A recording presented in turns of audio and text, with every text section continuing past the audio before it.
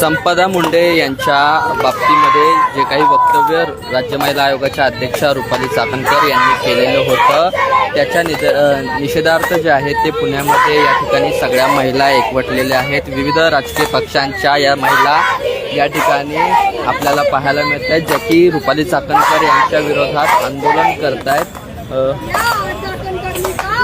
त्यांच्या या ठिकाणी रुपाली चाकणकर यांचा फोटो जो आहे तो खाली टाकून त्याच्यावरती चपलांचा मारा जो आहे तो या ठिकाणी केला जातोय आणि त्यांच्या विरोधामध्ये या ठिकाणी घोषणाबाजी होताना पाहायला मिळत आहे.